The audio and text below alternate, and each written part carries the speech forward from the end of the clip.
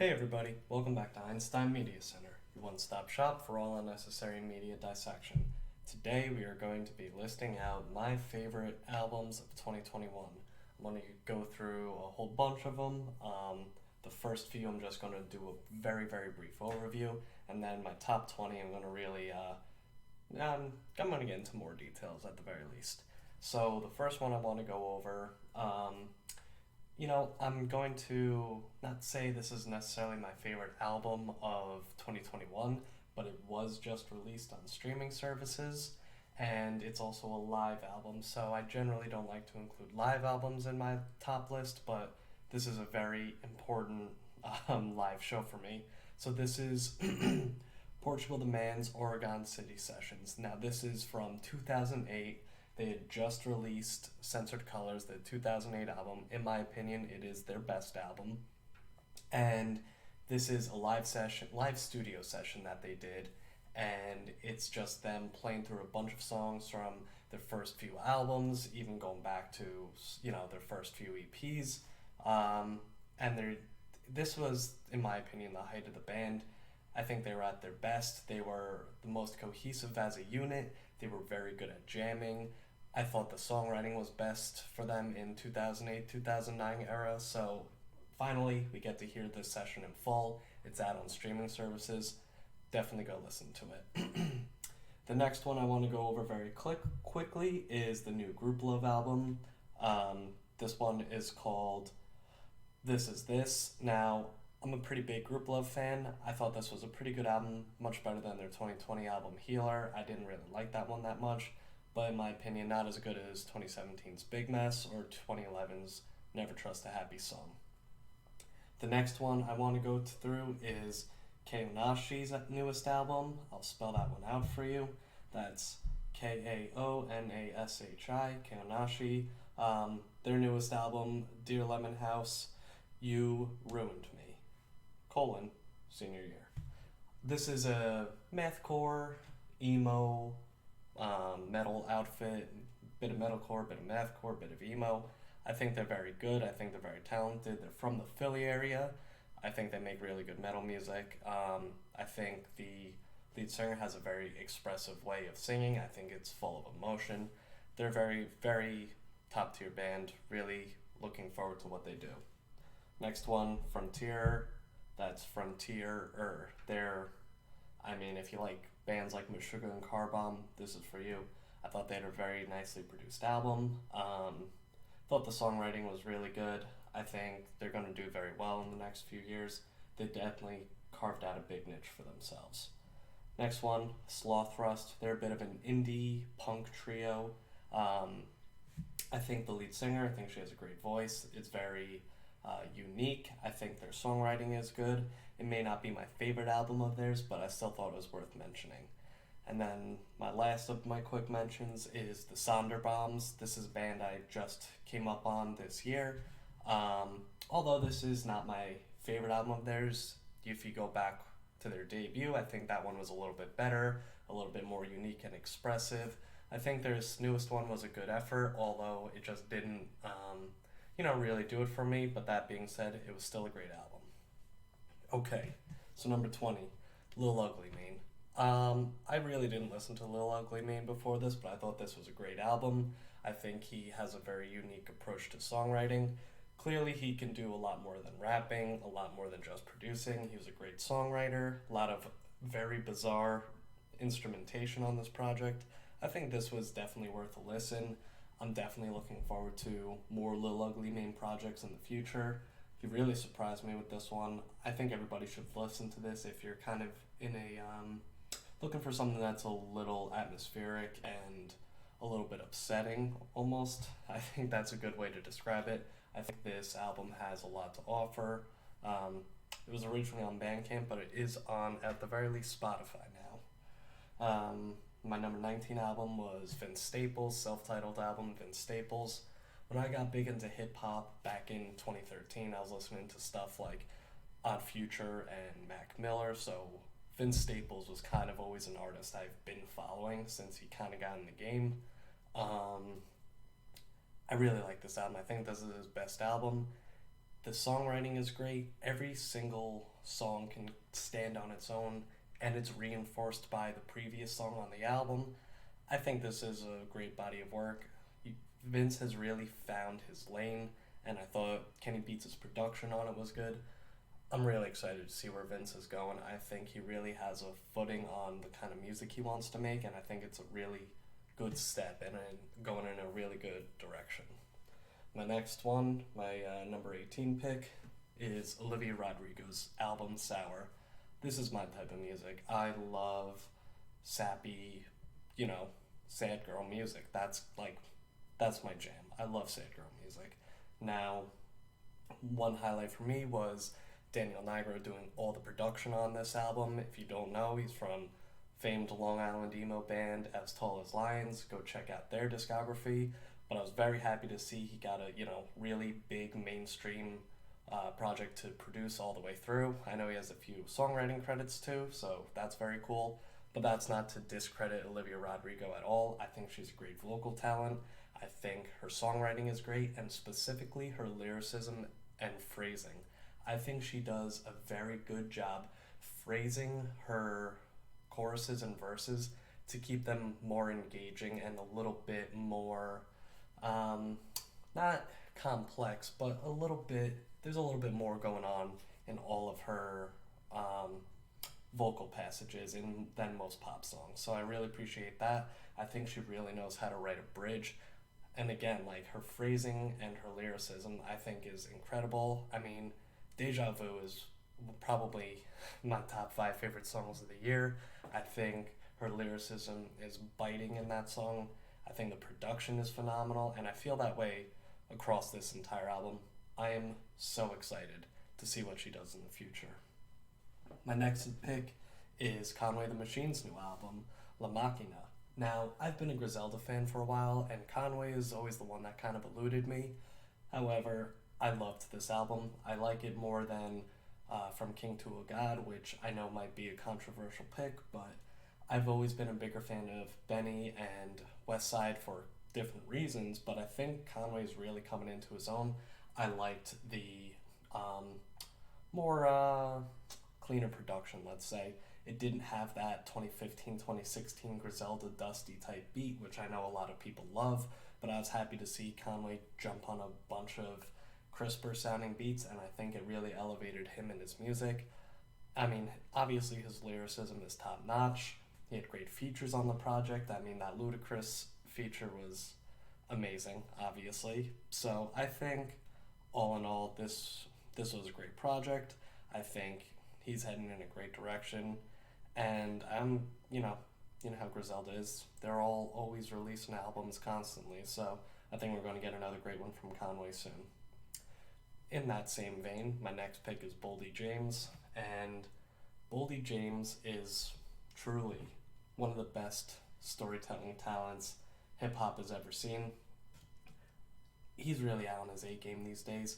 There's not a single album that came out from him in the past 3 years that is bad in any way. Some are better than others, but I really love this Bo Jackson album. I love Alchemist's beats on it, and the features again too. I mean, you have Freddie, you have Currency, you have Earl. I mean, I love the fact that all of these guys are, having Earl features now. I love that he's made his way into that kind of dusty lane, and I think he and Baldi James have a very good chemistry on that track. He's incredible. The Baldi James is a great songwriter, great lyricist, great storyteller, and if you haven't listened to any of his albums, you absolutely should. And I think this is a pretty good one to start with. And then if I had to give another Baldi recommendation, there's so many. I don't know. If you really like his stuff, go for Manger on McNichols. If you're not too crazy, maybe go to The Price of Tea in China. I think those are both very good tapes, both good albums, and they both offer a little something different. But Bo Jackson is also a very unique experience, and I loved it. My next pick is Slowthai. So I wasn't a big Slowthai fan until this year. I think Tyrone was a really great album. I haven't spun it in a while, but in the beginning of the year it was in very heavy rotation. So this Slowthai album, obviously the first few songs are pretty hype, which what you'd expect from a Slowthai album. 45 Smoke I thought was a very good opener.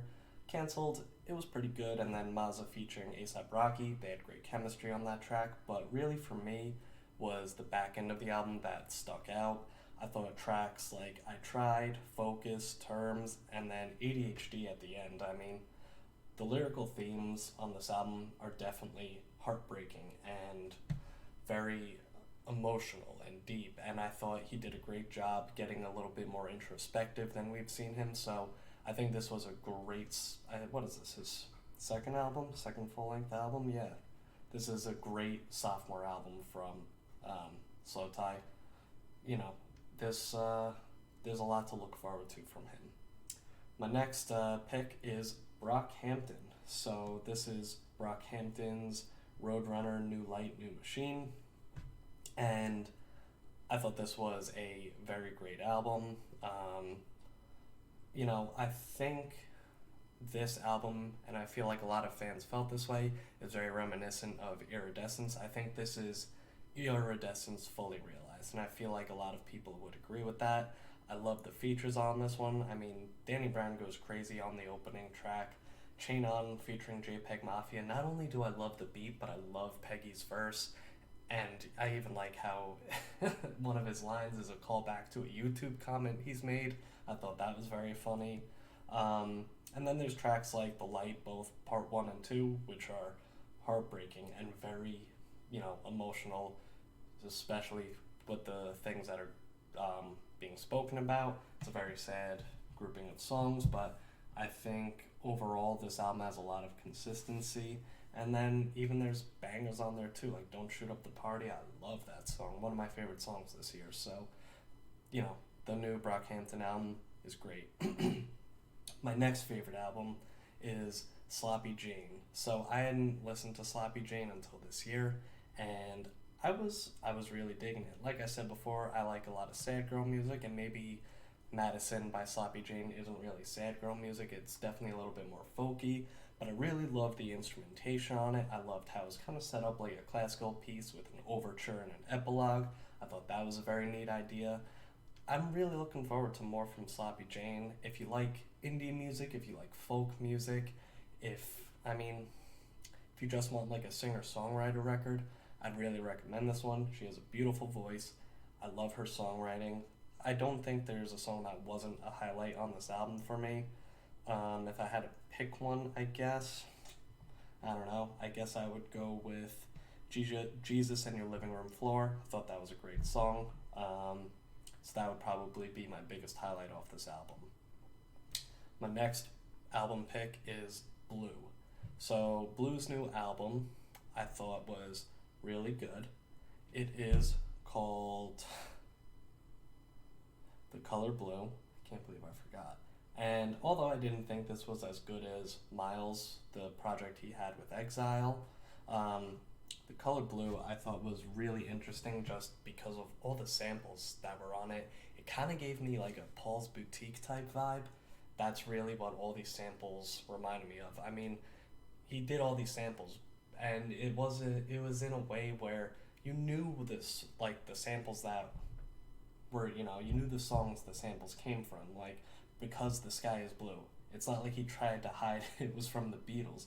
Mr. Blue Sky, it's not like he tried to hide it was an ELO sample, but he embraced it in such a way that his lyrics and the songwriting over these samples just fit so well. And again, it gave me like Paul's Boutique type vibes, and I mean that in the most positive way possible. I think the production was great. Blue has been on top of his game, lyricism-wise, for a few years now, so this was a great album.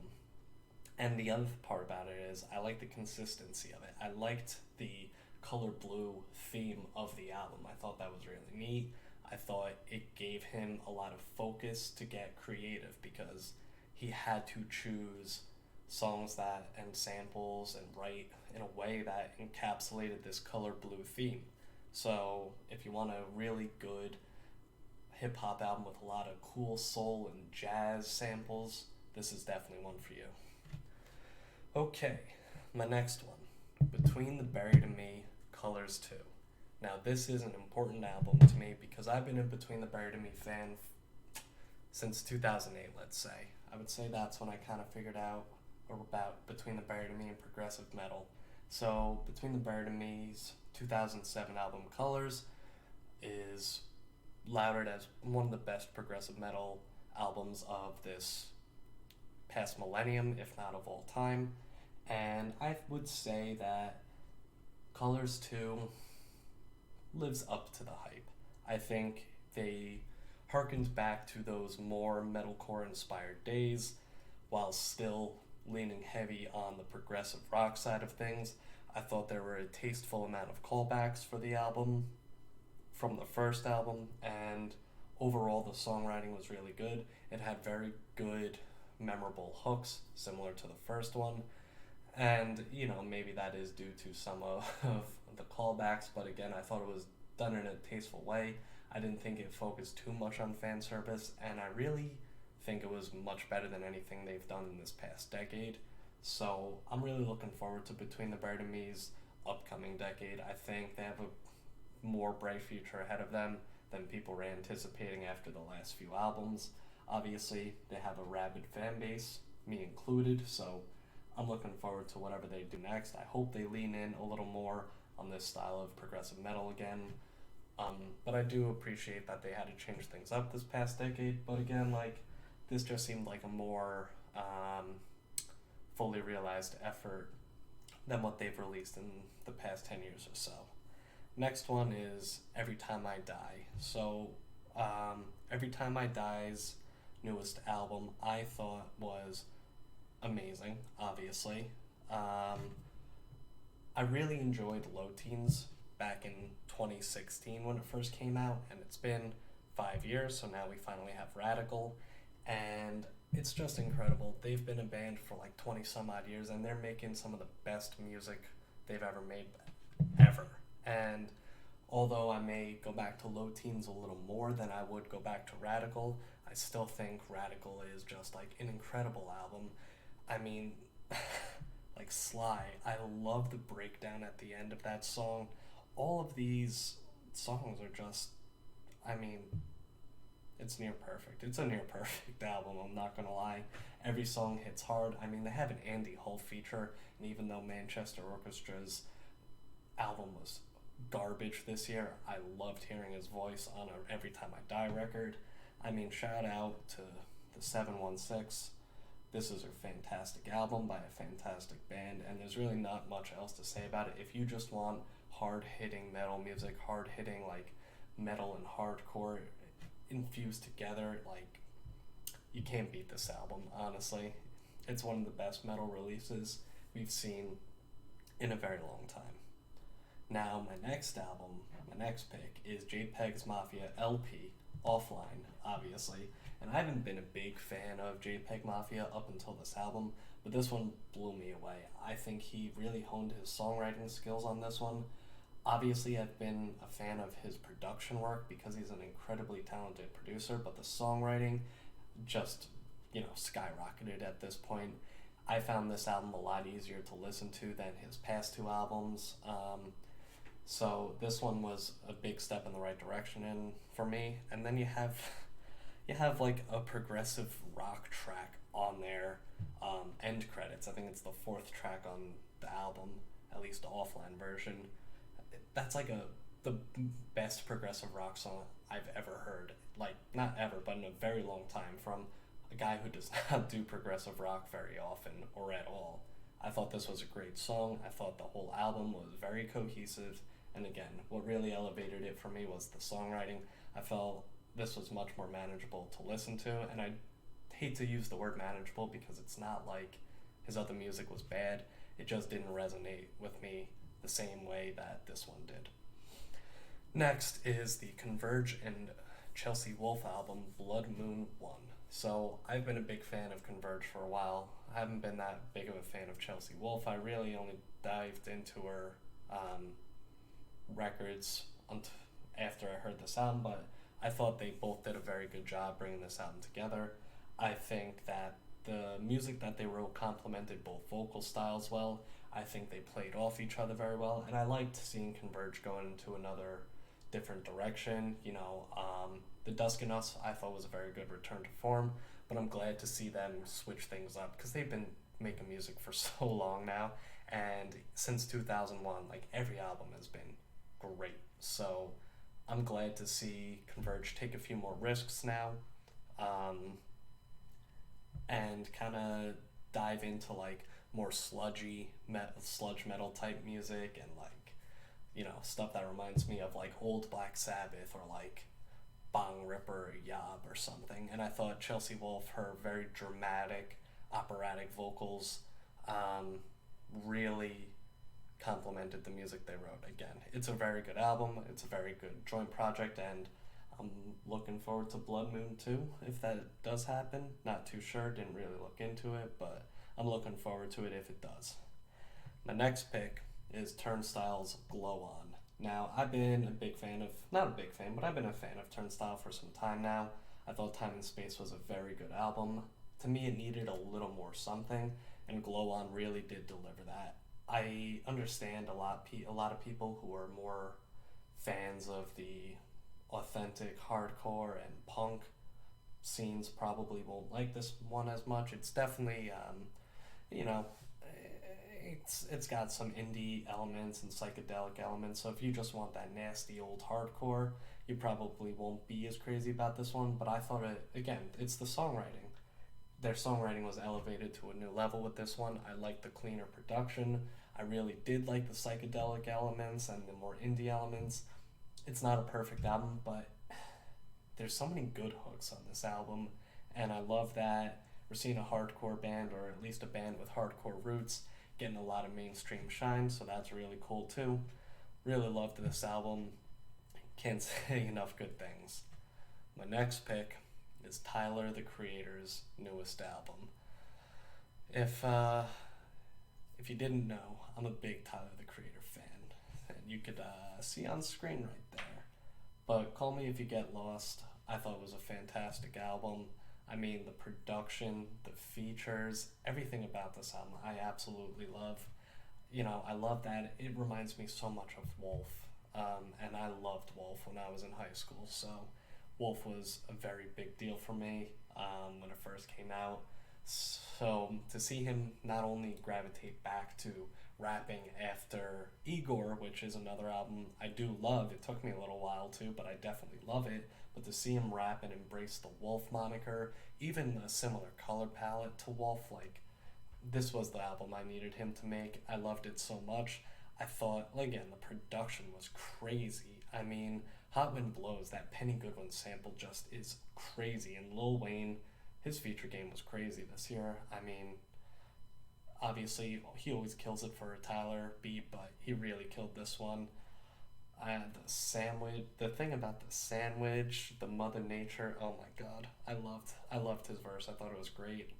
I loved DJ Drama screaming all over the album, thought that was awesome. And then like Lemonhead, the 42 Doug feature I think went over a lot better than people gave 42 Doug credit for. It's worn off on me a little bit. Maybe I was just like crazy about it at first, but I did love it when it first came out.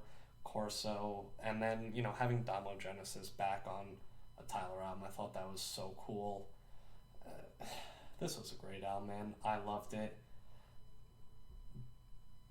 I love Tyler, the Creator, a lot. That's really what it comes down to. Okay, now we are in my top 5. Number 5, St. Vincent, Daddy's Home. I love this album. I love the instrumentation, the songwriting. Again, like, her songwriting has obviously always been good, but the way she paired it with the production and the instrumentation, I mean, she had the sitar guitar all over this album, which I thought was cool. And I mean, there's so many great highlights on this album, and it opens up so strong with Pay Your Way in Pain. And even the interludes, like, I'm not a big interlude guy, but I feel like they fit the concept of the album very well. I mean, Daddy's Home is a great song. Oh, God.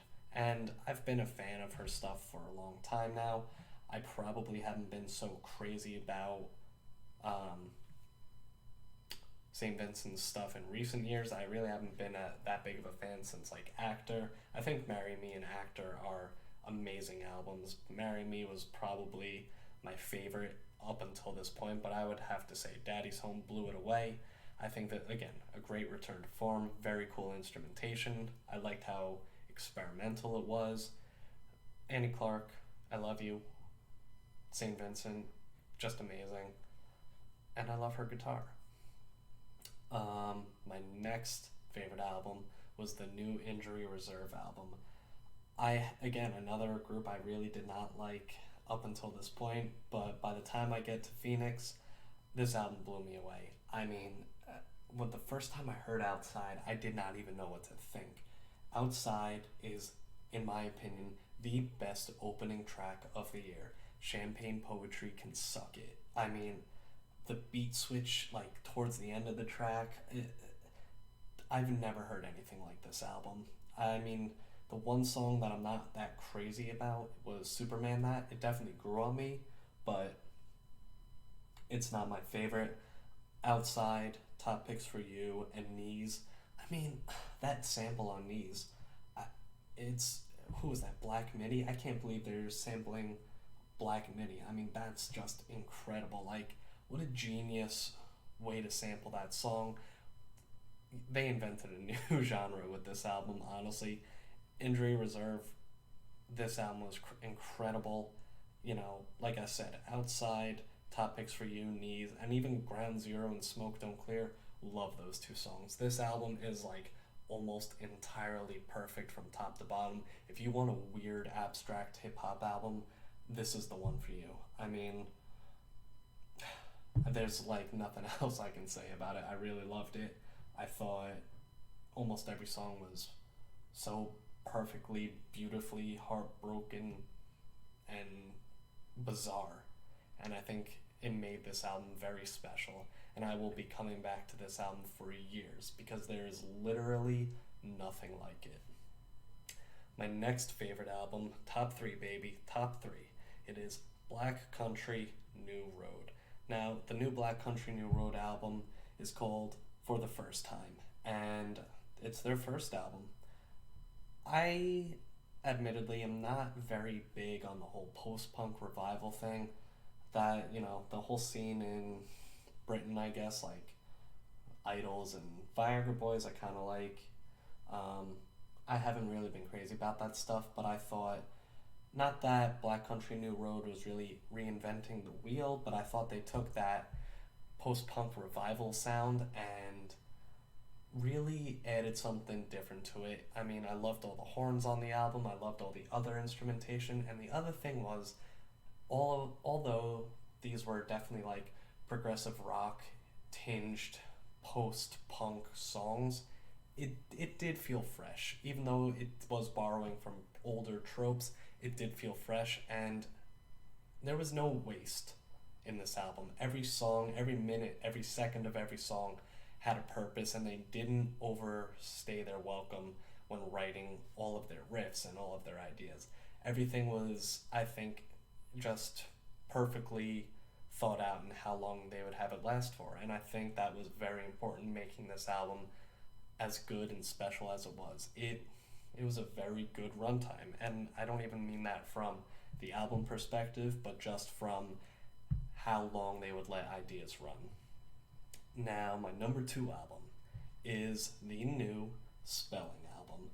I didn't really listen to Spelling up until this point, so the Turning Wheel, when I heard it, like, it blew me away.